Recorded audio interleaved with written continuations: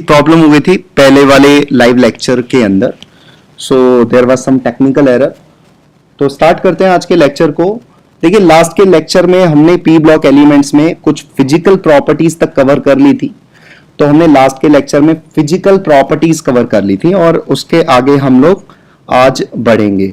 मैं अभी सबके क्वेश्चन का आंसर दे दूंगा ऑनलाइन पोर्टल और फिजिक्स का टाइमिंग वगैरह वगैरह, ठीक है, बट वो लेक्चर के बीच में दूंगा। तो तब तक हम लेक्चर स्टार्ट कर लेते हैं और आप पढ़ाई स्टार्ट करें, कॉपी पेन अपने पास रखें, then we will start with the lecture. तो फिजिकल प्रॉपर्टीज वाला सेक्शन हमने कवर कर लिया था लास्ट लेक्चर में।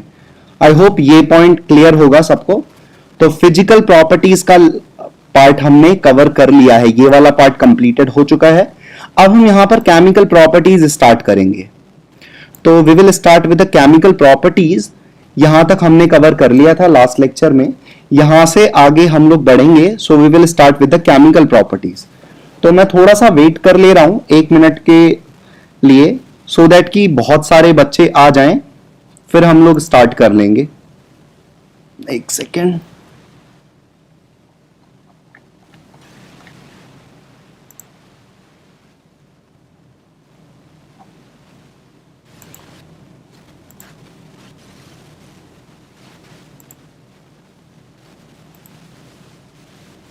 चलो, तो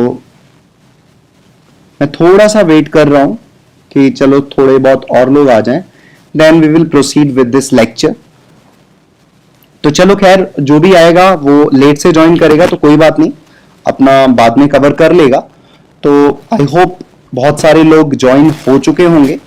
तो चलो स्टार्ट करते हैं केमिकल प्रॉपर्टीज को, और अपने नोट्स को तैयार रखें लिखने के लिए। बहुत इंटरेस्टिंग बना के हम चीजों को कवर करेंगे। तो स्टार्ट कर रहे हैं केमिकल प्रॉपर्टीज के साथ। अच्छा, ये मुझे बता दो कि मेरी आवाज सही से आ रही है क्या? Because there was some technical error, तो मैं आज आइडेंटिफाई नहीं कर पाया उन चीजों को, मैं पहले से देख नहीं पाया था, इस वजह से शायद से आज इतना डिले हो गया है। And I am really very sorry for that कि आपने अपना टाइम खराब किया मेरे लिए।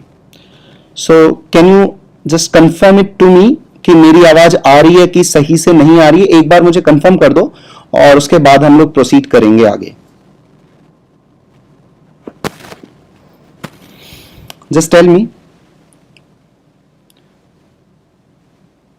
कोई भी, anyone, tell me clearly voice आ रही है ना? Okay, thank you. चलो, तो आगे बढ़ रहे हैं हम लोग। We are handling with chemical properties. तो देखो, केमिकल प्रॉपर्टीज में यहां पर आपके सामने ऑलरेडी दिख रहा है, आपको दिख रहा है दैट ऑक्सीडेशन स्टेट की बातें हो रही हैं यहां पर, ठीक है। ऑक्सीडेशन स्टेट की बातें हम लोग करेंगे, ऑक्सीडेशन स्टेट की बातें, ठीक है। And trends in the chemical reactivity. चलो स्टार्ट करते हैं, बहुत अच्छे से स्टार्ट करेंगे हम लोग, ठीक है। चलो ध्यान दो। तो आपको पहली लाइन में पढ़ के बता रहा हूं, the common oxidation state of these elements. कौन से एलिमेंट्स की बात करें बेटा हम लोग? We are talking about group number 15। Group number 15 की बात कर रहे हैं। कौन है ग्रुप नंबर 15 में? Nitrogen, phosphorus, arsenic, antimony and bismuth, ठीक है। ये सारे एलिमेंट्स के बारे में हम लोग स्टडी कर रहे हैं। और यहां पर सबसे पहला पॉइंट है that common oxidation state of these elements are -3, +3 and +5। This is your first point. क्या है कि जो ग्रुप 15 का कॉमन ऑक्सीडेशन स्टेट होता है वो होता है -3, +3 और +5। तो फर्स्ट पॉइंट आप लिखेंगे, यही वाली लाइन उठा के लिख लेंगे, इसमें कुछ भी मॉडिफिकेशन करने की जरूरत नहीं है। The common oxidation state of group 15 of these elements की जगह यहां पर, दीज एलिमेंट्स की जगह यहां पर ग्रुप 15 लिख सकते हैं आप, ठीक है। You can right group 15। तो बेटा ग्रुप 15 का जो ऑक्सीडेशन स्टेट होगा वो क्या होगा? रिपीट करते रहा करो आप मेरे साथ, -3, +3 और +5। ये कॉमन ऑक्सीडेशन स्टेट है। आई एम नॉट सेइंग कि यही ऑक्सीडेशन स्टेट होगा, कॉमनली जनरली ये ऑब्जर्व किया जाता है, ठीक है। चलो आगे बढ़ते हैं अब हम लोग थोड़ा सा और। The tendency to exhibit -3 oxidation state decreases down the group. अब यहां पर यह बोला गया है कि भाई ग्रुप 15 में जैसे जैसे हम लोग नीचे जाएंगे वैसे वैसे -3 की जो स्टेबिलिटी है ना बेटा, -3 की जो स्टेबिलिटी है, -3 ऑक्सीडेशन स्टेट की जो स्टेबिलिटी है वो नीचे जाने पर डिक्रीज करेगी। तो ये भी एक बहुत इंपॉर्टेंट पॉइंट है। क्यों डिक्रीज करेगी?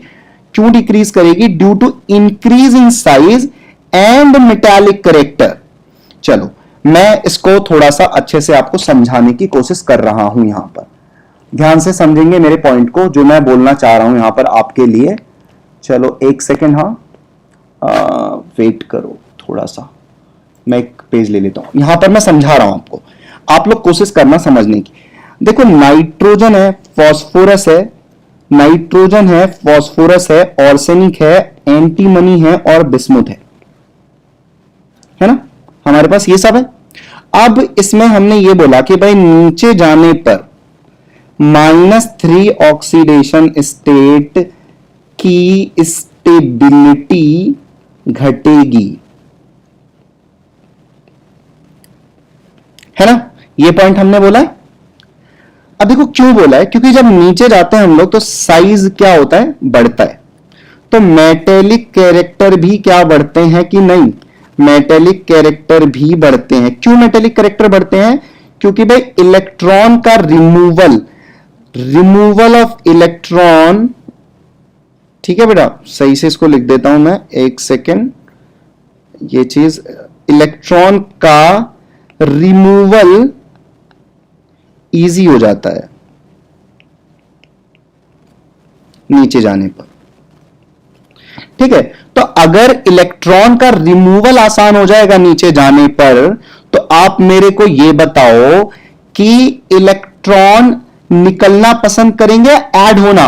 -3 का मतलब क्या है, इलेक्ट्रॉन का एडिशन, और जब प्लस ऑक्सीडेशन स्टेट होती है इसका मतलब है इलेक्ट्रॉन रिमूव हो रहे हैं। तो जैसे जैसे हम लोग नीचे जाएंगे रिमूवल आसान होता जाएगा, तो नीचे वाले जो ऑक्सीडेशन स्टेट शो करेंगे वो पॉजिटिव वाला ऑक्सीडेशन स्टेट शो करेंगे, बिकॉज रिमूवल ऑफ इलेक्ट्रॉन आसान हो जाएगा तो ये इलेक्ट्रॉन को निकालना स्टार्ट कर देंगे। तो नीचे वाले एलिमेंट्स के लिए -3 का ऑक्सीडेशन स्टेट का स्टेबिलिटी अच्छा नहीं होता है, या नीचे जाने पर -3 ऑक्सीडेशन स्टेट की स्टेबिलिटी डिक्रीज होती है। ये पॉइंट पर हमने थोड़ा गहन अध्ययन किया है यहां पर। आई होप अगर तुम्हें कोई भी पॉइंट यहां पर दिक्कत कर रहा हो तो डेफिनेटली तुम लोग वहां पर चैट बॉक्स में पूछ लोगे, और यहां से तुम्हें जो भी कॉपी करना हो कि क्यों डिक्रीज करती है। खैर जो रीजन एनसीईआरटी में दिया है ना, वो एनसीईआरटी का तो रीजन अभी मैंने आपको बताया ही है। वेट फॉर द एक सेकेंड। हाँ यहां पर देख लो, यहां पर देखो हमने क्या बोला है कि increase in size and metallic character. तो एनसीईआरटी में इतना सा पॉइंट लिखा है कि -3 का ऑक्सीडेशन स्टेट डिक्रीज करता है उसका स्टेबिलिटी डाउन द ग्रुप। क्यों? क्योंकि इंक्रीज साइज में होता है और मेटेलिक कैरेक्टर में भी इंक्रीमेंट होता है, ठीक है। अब इसका जो मैंने आपको एक्सप्लेनेशन दिया वो यहां पर दिया है। चलो यहां पर एक्सप्लेनेशन है, तो यहां पर तुम लोग बेटर तरीके से एक्सप्लेनेशन समझ सकते हो। तो यहां पे तुम्हें कोई पॉइंट लगे अपने हिसाब से कॉपी कर क्या करना है ये तुम पर मैं छोड़ रहा हूं, डू इट योरसेल्फ।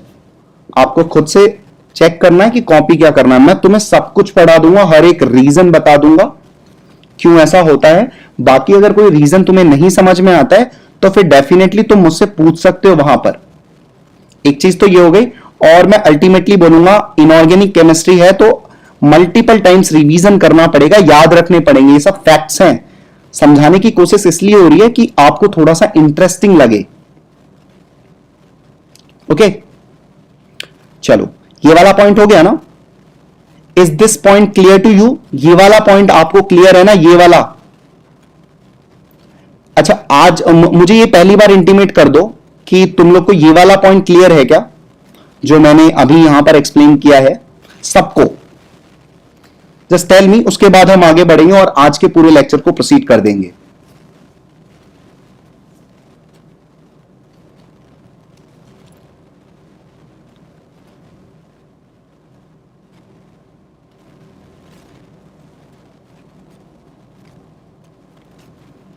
तुम लोग मुझे बता देना, मैं आगे बढ़ रहा हूं। चलो चलो तो देखो अब आगे हम लोग चलते हैं। तो ये वाला पॉइंट हो चुका है हमारा। अब देखो आगे मैं बता रहा हूं आपको क्या, in fact last member of the group, एक एक लाइन को बहुत अच्छे से पढ़ना है हमें। एनसीईआरटी पढ़ रहे हैं ना, तो एक लाइन भी नहीं छोड़ेंगे हम लोग। In fact last member of the group, last member कौन है बेटा? बिस्मुथ है ना, तो last member of the group नीचे जाने पर अभी हमने क्या सीखा बेटा कि स्टेबिलिटी -3 वाले की घटना स्टार्ट कर देगी। ठीक है, अब लास्ट मेंबर कौन है? लास्ट वाला बिस्मुथ है। Hardly forms any compound in -3 oxidation state. अभी यही तो बताया गया कि नीचे जाने पर -3 ऑक्सीडेशन स्टेट का स्टेबिलिटी नहीं अच्छा होता है, तो इसका मतलब सबसे नीचे जो पाया जाता है बिस्मुथ, वो तो -3 ऑक्सीडेशन स्टेट में कोई भी कंपाउंड ही नहीं बनाएगा। तो यहां पर एक इंपॉर्टेंट पॉइंट है, आप लिख सकते हो कि लास्ट मतलब लास्ट मेंबर लिखने का जरूरत नहीं है, सीधे तुम लिख लेना bismuth hardly forms any compound in -3 oxidation state. So there is a point to you, you can write a point in your notes, bismuth hardly forms any compound in -3 oxidation state.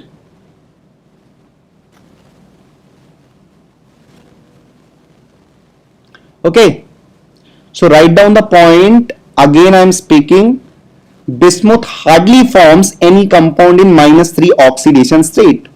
Okay, चलो यहां तक तो हमने clear कर लिया। ठीक है, मैं यहां तक ना रिमूव कर देता हूं, जो कि आपको ये थोड़ा साफ सुथरा लगे, और फिर हम लोग आगे बढ़ेंगे। ये चीज मैं यहां से कट कर देता हूं, सारी चीजें जो हमने यहां पर गोदागादी की है इसको हम हटा देते हैं। अब हम आगे अच्छे से फिर से प्रोसीड करते हैं। चलिए, तो अब हम आगे पढ़ रहे हैं। अब मैं आगे बोल रहा हूं यहां से, यहां तक तो हो चुका है ना, ये वाला यहां तक हो चुका है। अब यहां से पढ़ रहा हूं, the stability of +5 oxidation state decreases down the group. एक और पॉइंट स्टार्ट हो गया, जैसे जैसे नाइट्रोजन है, फास्फोरस है, आर्सेनिक है, एंटीमनी है और बिस्मुथ है। ठीक है, ये सब है। अब जैसे जैसे हम लोग नीचे जाएंगे ना, वैसे वैसे +5 का ऑक्सीडेशन स्टेट का स्टेबिलिटी भी डिक्रीज होगा। ठीक है, +5 ऑक्सीडेशन स्टेट का स्टेबिलिटी भी डिक्रीज होगा, ये एक पॉइंट बोला गया है। मैं आगे एक्सप्लेन करूंगा क्यों होगा ये चीज। ठीक है, इसके पीछे जो रीजन है, that reason is called as inert pair effect. ठीक है, अब अभी के लिए तो तुम्हें क्या पता होना चाहिए कि भाई जैसे जैसे नीचे जाएंगे +5 ऑक्सीडेशन स्टेट का जो स्टेबिलिटी होगा दैट विल डिक्रीज। ये चीज हमें एज अ फैक्ट हमने याद कर लिया। तो इसकी वजह से only well characterized compound is BiF5। तो भाई जो +5 ऑक्सीडेशन स्टेट में कंपाउंड बनता है बिस्मुथ के साथ, वो कौन सा कंपाउंड है? BiF5 only compound. यहां पे तुम लोग समझ पा रहे हो क्या बोल रहा हूं? Only compound. ठीक है, तो भाई क्या सीखे यहां से? नीचे जाने पर +5 ऑक्सीडेशन स्टेट का भी स्टेबिलिटी डिक्रीज हो जाएगा, और जो कंपाउंड बनता है +5 में बिस्मुथ जो बनाता है वो है BiF5। ठीक है, चलो इतना पॉइंट लिख लो। नेक्स्ट पॉइंट तुम्हें ये लिखना है, stability of +5 oxidation state decreases down the group. ठीक है, and bismuth only well characterized compound of bismuth is BiF5। तो ये एक पॉइंट लिख लेना अच्छे से।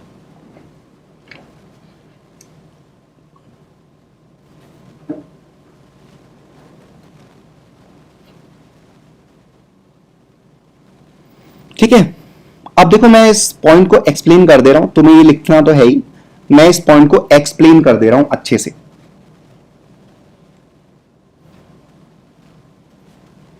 चलो मैं इस पॉइंट को एक्सप्लेन करने जा रहा हूं आपके लिए।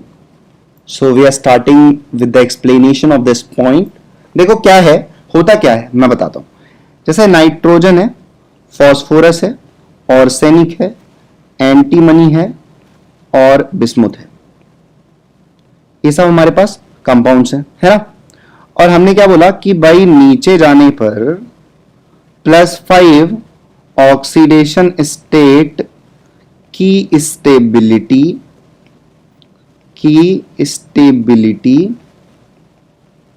डिक्रीज होती है। आराम से पढ़ेंगे, बहुत अच्छे से। डिक्रीज होती है, ये हम जान चुके हैं। ठीक है, इसके पीछे का रीजन देखते हैं, +5 ऑक्सीडेशन स्टेट की स्टेबिलिटी क्यों डिक्रीज होती है वो देखने जा रहे हैं। जैसे आप बताओ इसका जनरल इलेक्ट्रॉनिक कॉन्फ़िगरेशन क्या होगा, बोलो। NH2 NP3, ग्रुप 15 का NH2 NP3। इसका मतलब यह है कि बेटा आउटर मोस्ट शेल कौन हो गया यहां पर, आउटर मोस्ट शेल। मैं आपसे पूछ रहा हूं आउटर मोस्ट शेल कौन है बेटा, यहां पर आउटर मोस्ट शेल है N। तो आउटर मोस्ट शेल में कुल कितने इलेक्ट्रॉन है, 3 तो P में है और 2 S में है। तो टोटल वैलेंसी इलेक्ट्रॉन्स कितने हो गए, वैलेंसी इलेक्ट्रॉन्स बराबर 5 वैलेंसी इलेक्ट्रॉन्स हो गए। मानते हो इतना। अगर मान लो ये S वाले इलेक्ट्रॉन्स ना निकलें, ये निकलने को मना कर दें, अधिक से अधिक हम लोग कितने इलेक्ट्रॉन्स निकाल सकते हैं, आउटर मोस्ट से ही निकालते हैं। तो अधिक से अधिक बेटा हम लोग कितने इलेक्ट्रॉन्स निकाल सकते हैं, बोलो 5 इलेक्ट्रॉन्स निकाल सकते हैं। तो अगर 5 इलेक्ट्रॉन्स निकाल देंगे तो ऑक्सीडेशन स्टेट क्या बन गई, +5 बन गई, है ना। अब अगर मान लो if electrons of s orbital cannot be removed,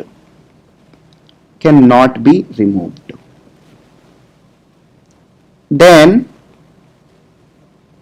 only उस केस में 3 electrons from p orbital can be removed।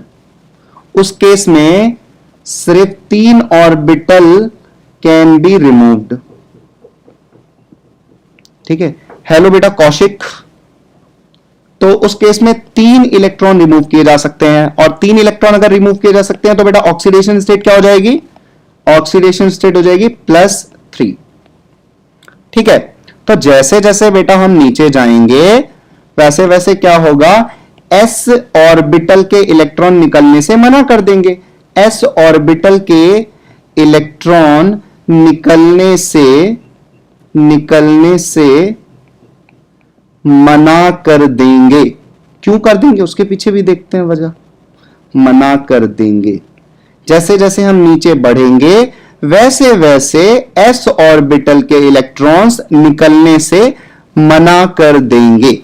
सिर्फ p ऑर्बिटल के इलेक्ट्रॉन्स निकलेंगे। तो इसलिए भाई पहले तो s के 2 निकल जा रहे थे और p के 3 निकल जा रहे थे, इस वजह से हम लोग टोटल 5 इलेक्ट्रॉन निकाल ले रहे थे।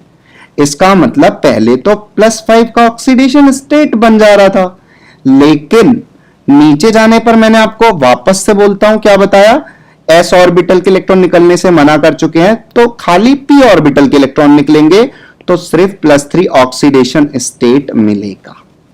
ठीक है, अब देखो ऐसा क्यों होता है, जैसे जब नीचे जाते हैं ना हम लोग, ये न्यूक्लियस है, ठीक है, ये न्यूक्लियस है, ऐसे ऐसे ऐसे नंबर ऑफ शेल्स होती हैं। तो जैसे जैसे हम लोग दूर जाएंगे, जब नंबर ऑफ शेल्स बढ़ेंगी, s ऑर्बिटल तो क्या होता है, s orbital is close to nucleus, s orbital is close, एक सेकेंड सही से लिख दूं इसे, इज क्लोज टू न्यूक्लियस। ठीक है, इज क्लोज टू न्यूक्लियस। तो अगर s ऑर्बिटल क्लोज है न्यूक्लियस के, इसका मतलब क्या है, उसके इलेक्ट्रॉन्स ज्यादा टाइट हैं, है ना। Electrons are tightly bounded. Electrons कैसे हैं बेटा, टाइटली बाउंडेड हैं, टाइटली बाउंडेड का मतलब उनको निकालना कठिन है। जब हम नीचे जाएंगे तो नीचे जाने पर s ऑर्बिटल के इलेक्ट्रॉन और करीब आ जाएंगे और टाइटली बाउंडेड हो जाएंगे, समझे।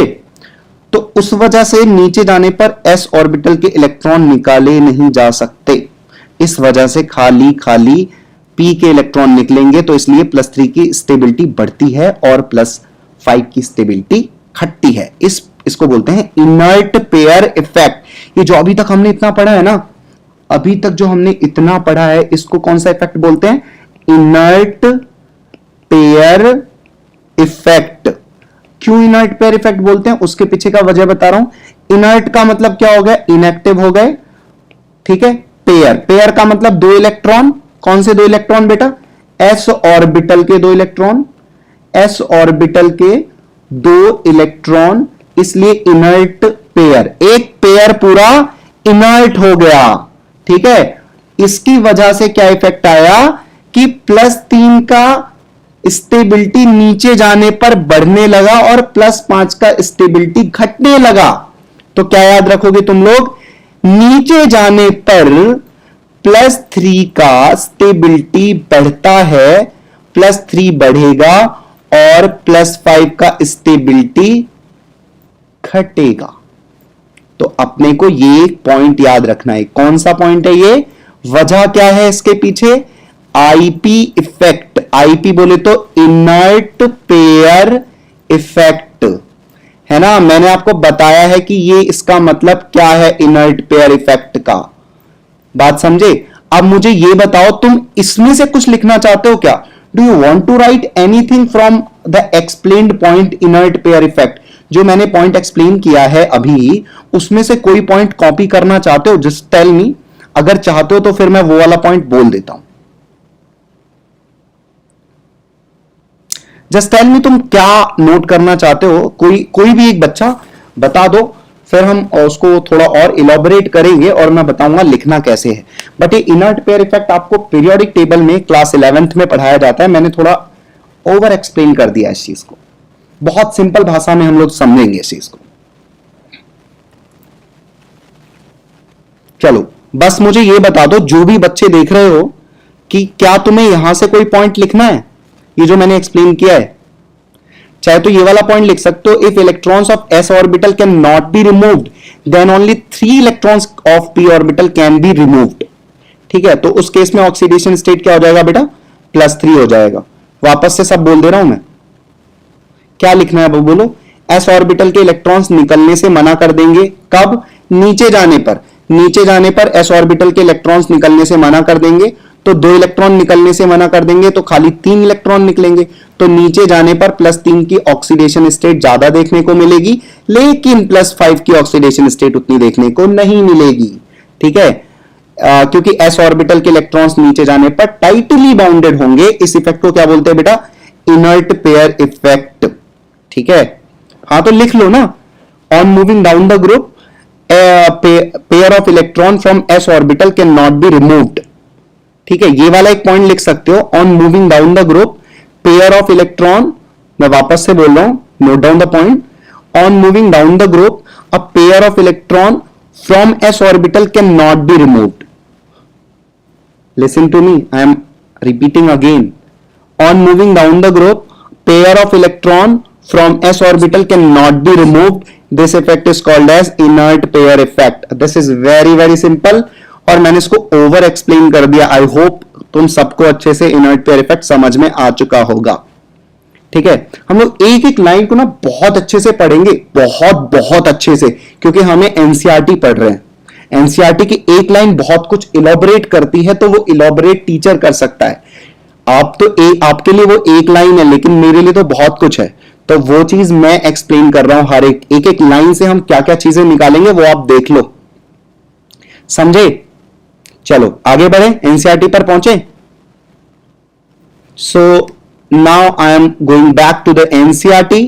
एनसीईआरटी का ये पॉइंट क्लियर हो चुका है। कौन सा पॉइंट बेटा क्लियर हो चुका है, नीचे जाने पर +3 का ऑक्सीडेशन स्टेट बढ़ेगा स्टेबिलिटी, और +5 का घटेगा due to inert pair effect. यहां पर देखो एक लाइन लिख रही है ना, तुम्हें दिख रही है, due to inert pair effect.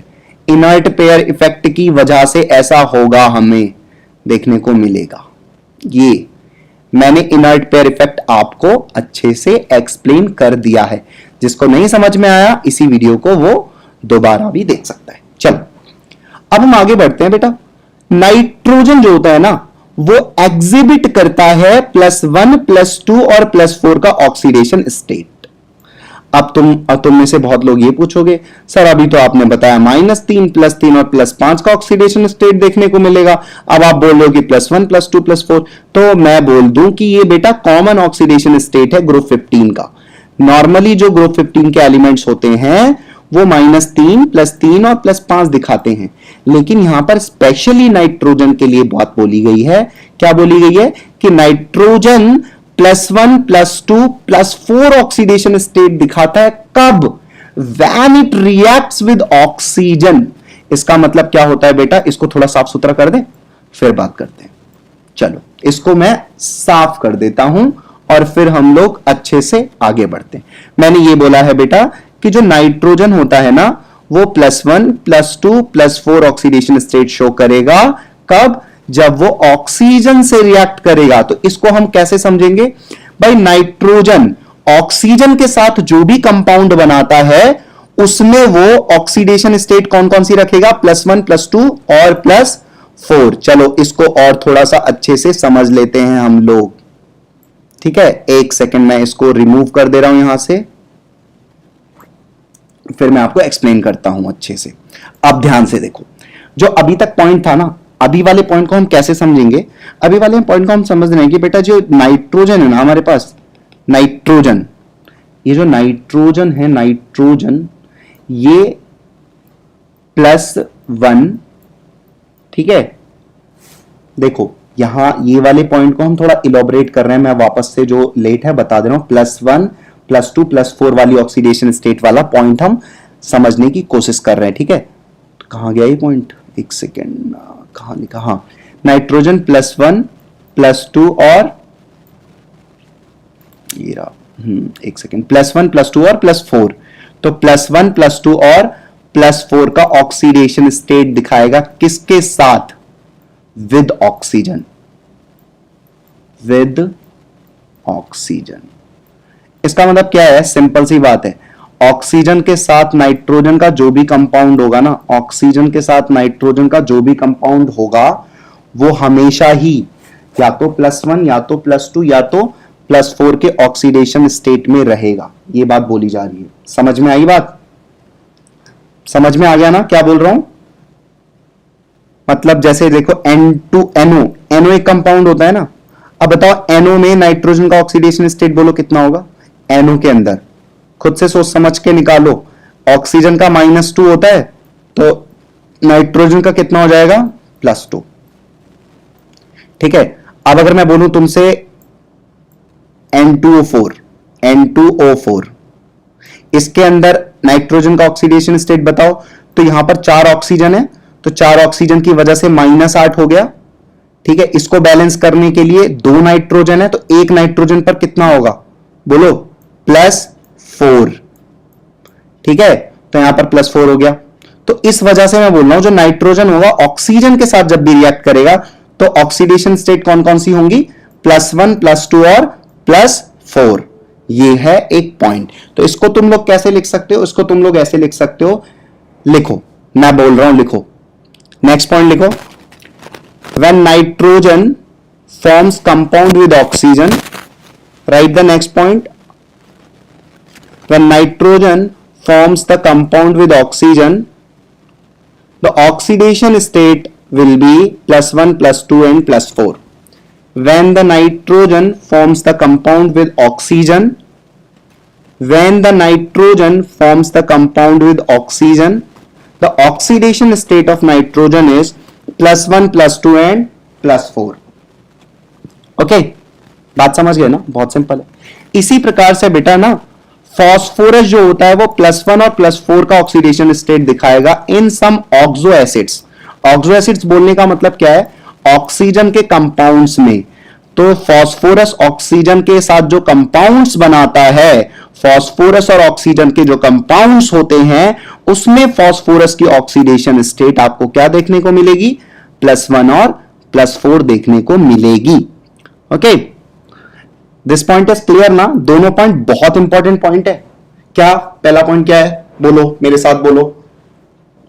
हम लोग साथ साथ याद करते चलेंगे हर एक पॉइंट को बहुत अच्छे से। पहले धीरे धीरे करेंगे लेकिन इतना सॉलिड तैयार करेंगे पी ब्लॉक एलिमेंट्स को कि हमें बस खाली एक बार रिवीजन की जरूरत पड़ेगी आगे चल के। मेरे साथ बोलो, नाइट्रोजन ऑक्सीजन के साथ जब भी कंपाउंड बनाएगा तो नाइट्रोजन की ऑक्सीडेशन स्टेट क्या होगी? +1 +2 +4, ठीक है। और ऐसे अगर फास्फोरस ऑक्सीजन के साथ कंपाउंड बनाएगा तो बताओ फास्फोरस की ऑक्सीडेशन स्टेट क्या होगी? +1 और +4। तो ये 2 पॉइंट तुम्हारे दिमाग में चिपक जाने चाहिए, ठीक है। चिपका लो दोनों पॉइंट को, इंपॉर्टेंट पॉइंट है। ऑक्सीजन के साथ नाइट्रोजन +1 +2 +4 की ऑक्सीडेशन स्टेट शो करेगा और फॉस्फोरस ऑक्सीजन के साथ +1 और +4 की ऑक्सीडेशन स्टेट शो करेगा। ठीक है, चलो आगे बढ़े। चलो ये अब मैं यहां से यहां तक मिटा देता हूं। ये पॉइंट लिख लिए होगे ना तुम लोग। यहां पर एक पॉइंट और लिख लेना, ये फॉस्फोरस वाला, ये जो फॉस्फोरस है ना, phosphorus forms compound with oxygen, है ना, and have the oxidation state +1 and +4। चाहे तो ये पॉइंट पूरा ऐसे ही कॉपी कर सकते हो, जो एनसीईआरटी में दिया है ना ये वाला पॉइंट, ऐसे डिक्टो भी कॉपी कर लो, हो सकता है सीधे पूछ ले। ठीक है, this point is very very important. ये वाला भी पॉइंट इंपॉर्टेंट है, नाइट्रोजन वाला तो मैंने बोला ही इंपॉर्टेंट है। समझ गए? आगे बढ़े, चलो आगे बढ़ते हैं। अब हम लोग अब आगे देखो, आगे क्या है। हाँ, अब देखो क्या है, in the case of nitrogen, in the case of nitrogen all oxidation states from +1 से +4 tend to disproportionate in acid solution।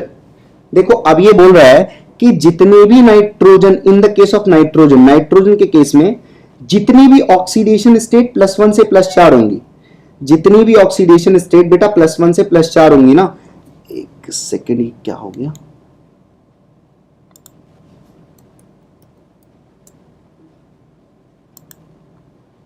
एक सेकंड रुक जाओ, चलो ध्यान से सुनो।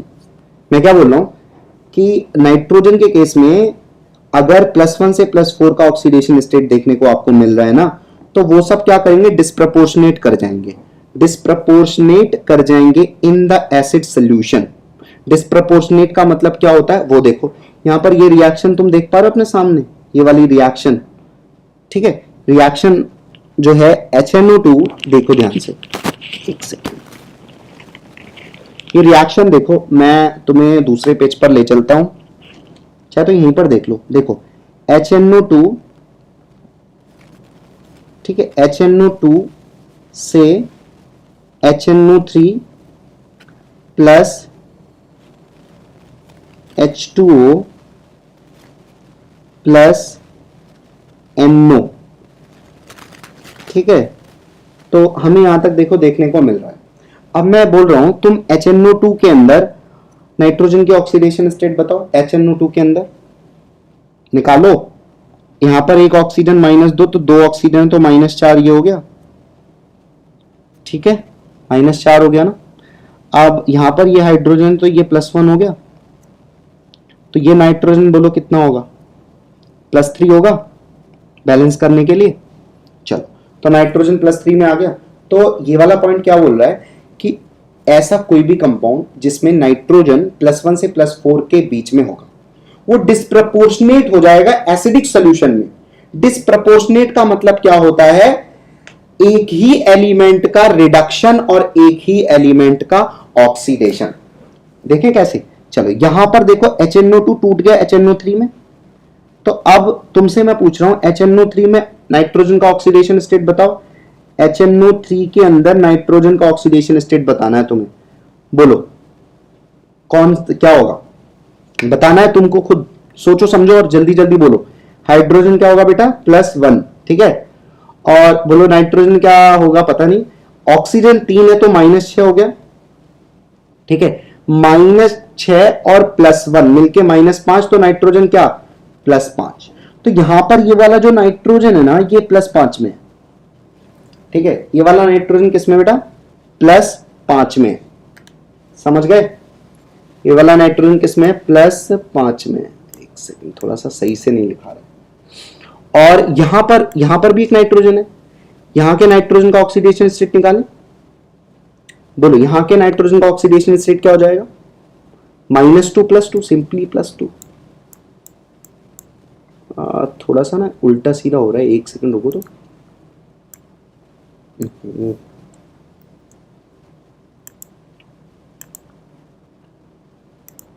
यहां वाला जो नाइट्रोजन है ना, ये वाला नाइट्रोजन, इसका ऑक्सीडेशन स्टेट क्या है, +2।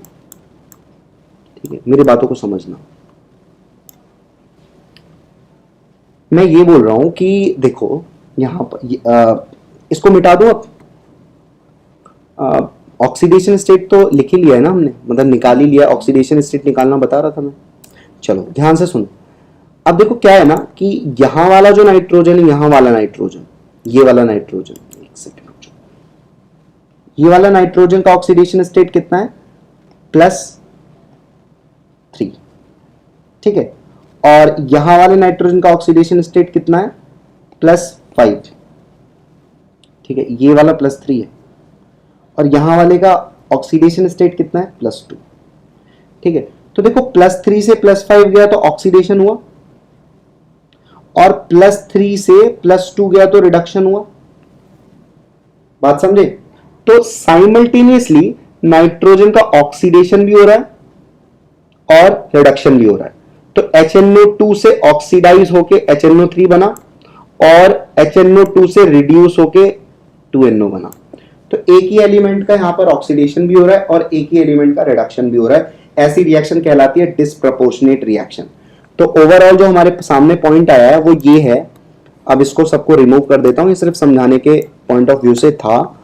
मैं ये बोल रहा हूं कि यहां पर हम लोग ये बातें कर रहे हैं कि ऐसा कोई भी कंपाउंड जिसके अंदर नाइट्रोजन +1 से +4 के बीच में ऑक्सीडेशन स्टेट रखेगा, वो लोग डिस्प्रपोर्शनेट हो जाएंगे। वो लोग क्या हो जाएंगे बेटा? डिस्प्रपोर्शनेट हो जाएंगे। जैसे यहां पर देखो डिस्प्रपोर्शनेशन की एक रिएक्शन दे रखी है आपको। डिस्प्रपोर्शनेट हो जाएंगे का मतलब क्या है? वहां पर एक नाइट्रोजन ही ऑक्सीडाइज भी होगा और रिड्यूस भी होगा, ठीक है। तो ये वाला एक पॉइंट इंपॉर्टेंट करके लिख लेना। चलो आगे बढ़ते हैं, ये जल्दी से लिखो।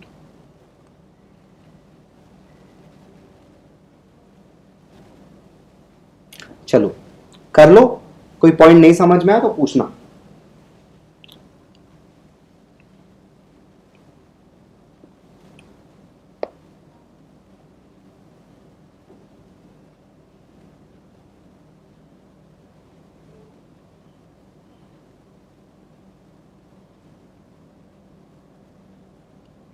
चलो आगे बढ़े।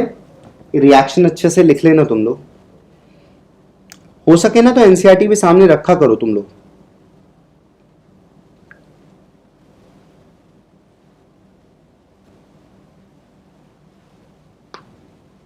चलो आगे बढ़े। चलो, similarly in case of phosphorus nearly all intermediate oxidation state disproportionate into +5 and -3 both in alkali and acid. अब ये क्या है? अब ये पॉइंट ये है बेटा कि फास्फोरस के अंदर ऑल इंटरमीडिएट ऑक्सीडेशन स्टेट्स, ठीक है, मतलब सारी की सारी ऑक्सीडेशन, हाईलाइट भी कर सकते हैं, ऑब्वियसली हाईलाइट कर सकते हो, तुम्हारे ऊपर है, ठीक है। All intermediate oxidation state disproportionate into +5 and -3 both in alkali and acid. ये एक पॉइंट फिर से लिख लेना, फास्फोरस में ऑल इंटरमीडिएट ऑक्सीडेशन स्टेट। मैंने जब पहला लेक्चर लिया था पी ब्लॉक एलिमेंट का, तो मैंने आपको बताया था 2 तरीके से आप कर सकते हो। एक तरीका ये है कि you can highlight the text book, और एक तरीका ये है कि आप नोट्स बनाओ। तो मैंने वहाँ पर आपको बोला था, मैंने आपको सजेशन दिया था कि if you will frame the notes it will be more better for you, वो आपके लिए ज़्यादा बेटर होगा।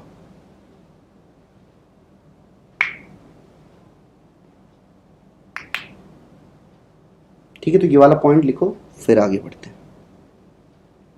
तो यहां पर क्या होगा? फास्फोरस में सारी की सारी ऑक्सीडेशन स्टेट किस किस में डिस्प्रपोर्शनेट होगी? +5 में और -3 में।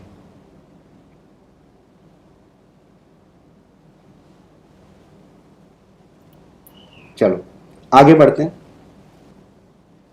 अब जैसे हम जानते हैं कि नीचे जाने पर भाई +3 ऑक्सीडेशन स्टेट की स्टेबिलिटी ज्यादा होती है, तो यहां पर बोला है हाउएवर, ये पॉइंट लिखना नहीं है, +3 oxidation state in case of arsenic, antimony and bismuth becomes increasingly stable with respect to disproportionation। ठीक है, तो ये वाला पॉइंट लिखने की जरूरत नहीं है। तो वही बोल रहा है कि नीचे जाने पर +3 ऑक्सीडेशन स्टेट की स्टेबिलिटी बढ़ जाती है, ठीक है, विद रेस्पेक्ट टू डिस्प्रपोर्शनेशन। तो आगे बढ़ते हैं हम लोग। अब देखो क्या है, nitrogen is restricted to maximum covalency of 4 since only 4 1s and 3p orbitals are available for bonding. अब देखो बॉन्डिंग कैसे होती है वो समझा दे रहा हूं मैं। वो डिपेंड करता है कि कितने ऑर्बिटल्स हैं। तो ऑर्बिटल्स कितने हैं, आउटर मोस्ट ऑर्बिटल कितने हैं, एक तो s का है और 3 ऑर्बिटल किसके हैं, p के हैं। तो एक s का और 3 p के हैं, तो इसका मतलब हमारे पास टोटल 4 ऑर्बिटल्स हैं। तो 4 ऑर्बिटल्स में बॉन्डिंग हो सकती है। तो इसका मतलब मैक्सिमम कोवेलेंसी जो होती है नाइट्रोजन की वो कितनी होती है, 4। So this point is also very important. तो ये एक पॉइंट है, एक सेकेंड, ये वाला एक पॉइंट है जो तुम्हारे सामने दिख रहा है। तो यहां पर बोला गया है कि जो नाइट्रोजन का मैक्सिमम कोवेलेंसी है दैट इज 4। क्यों है 4, वो डिपेंड करता है ऑर्बिटल्स पर। और ऑर्बिटल्स कितने हैं हमारे पास, 4 ऑर्बिटल हैं, एक तो s के अंदर है और एक 3 p के अंदर है। ठीक है, चलो ये वाला भी पॉइंट इंपॉर्टेंट है, तो लिख लेना maximum covalency of nitrogen is 4 because only 4 orbitals are present, 1s 3p for bonding। अच्छा, जब हम नीचे जाएंगे ना नीचे, तो वहां पर वैकेंट डी ऑर्बिटल्स भी हो जाएंगे। नीचे जाने पर, नीचे जैसे जैसे जाएंगे, nitrogen, phosphorus, arsenic, antimony, bismuth, तो वहां पर डी ऑर्बिटल्स भी वैकेंट पाए जाएंगे in the outermost shell. ठीक है, which can be used for bonding covalency. इसी वजह से hence expand their covalency in phosphorus. Phosphorus में देखो 6 हो गया यहां पर। तो नीचे वाले एलिमेंट्स अपनी वैलेंसी को, कोवेलेंसी को एक्सपेंड कर सकते हैं, लेकिन नाइट्रोजन भाई कितनी रखेगा, 4। बात समझ रहे हो क्या बोल रहा हूं मैं यहां पर।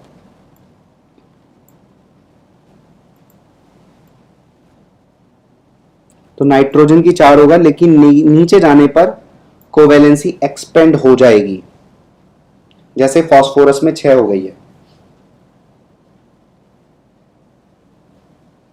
बात समझे, जैसे जैसे सुनो, मैं समझा रहा हूं इस पॉइंट को, कोशिश कर रहा हूं समझाने की, ध्यान से सुनना।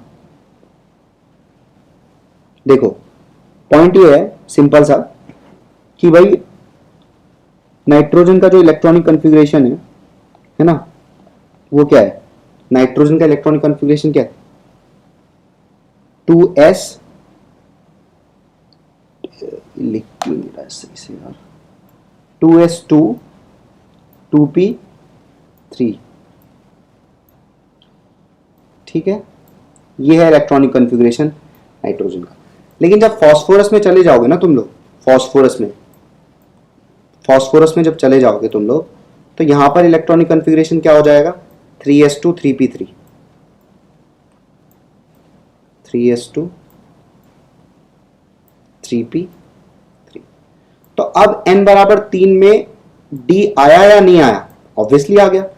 3d तो होता है ना, लेकिन 2d नहीं होता।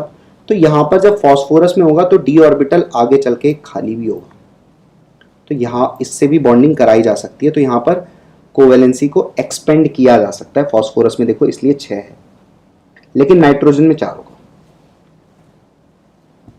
इतना ठीक है।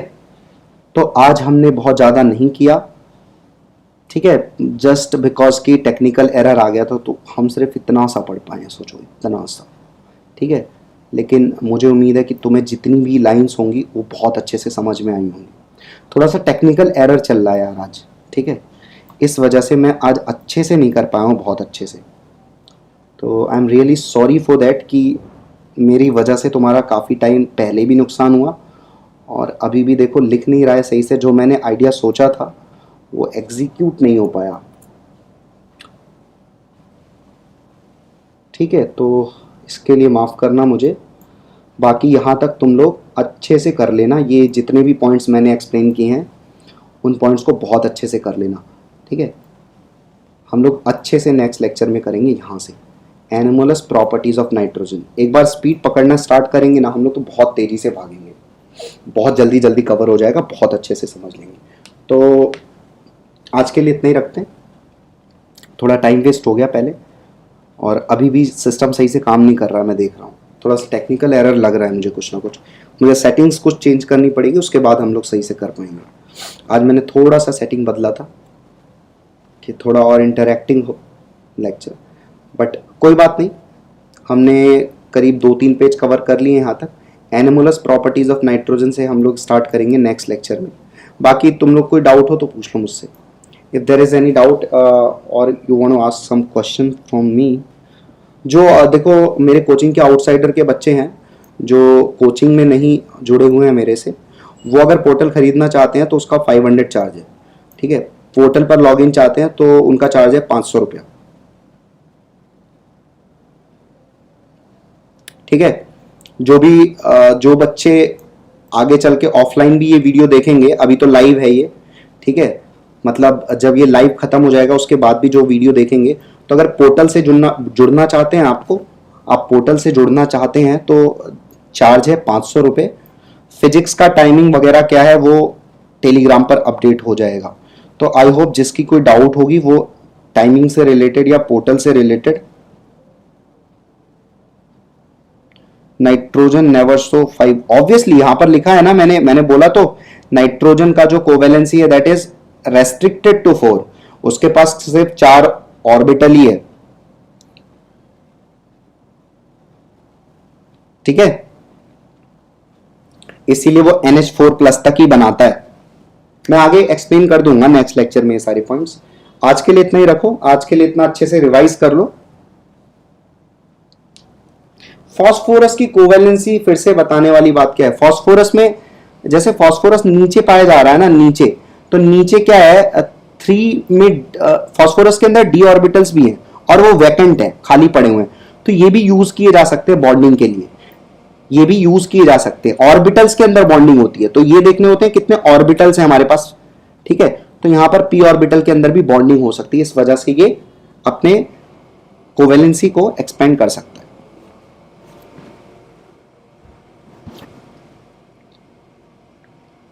यहां पर देखो फास्फोरस में 6 है कोवेलेंसी। थोड़ा सा टेक्निकल एरर आ रहा है, माउस फ्रीज सा हो रहा है, तो बाद में कर लेंगे। मैं थोड़ा सा सेटिंग चेंज करूं, आज वैसे ही इतनी प्रॉब्लम हो गई, चीजें स्टार्ट नहीं हो रही थी। थैंक्स फॉर योर कोऑपरेशन, आपने कोऑपरेट किया मेरे साथ, तो बस अब आज के लिए इतने ही रखते हैं। बाकी कोई डाउट हो तो पूछो जल्दी जल्दी फटाफट।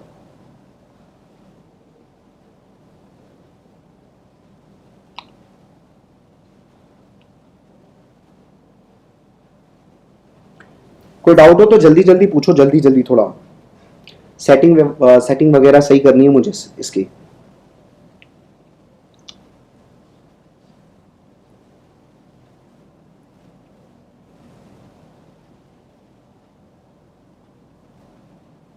नहीं doubt?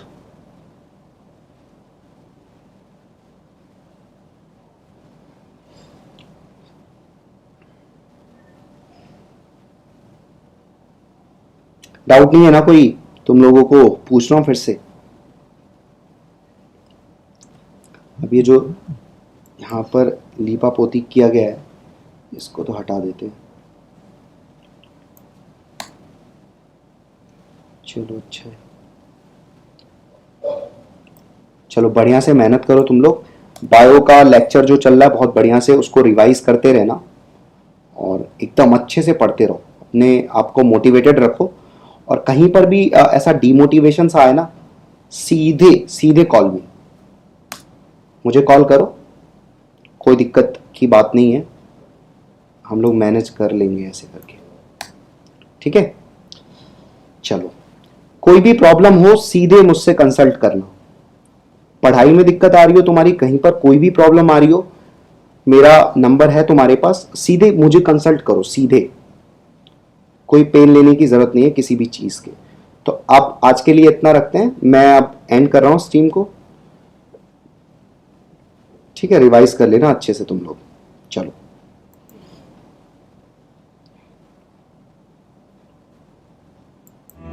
Lecture is complete now. Thank you for watching this lecture.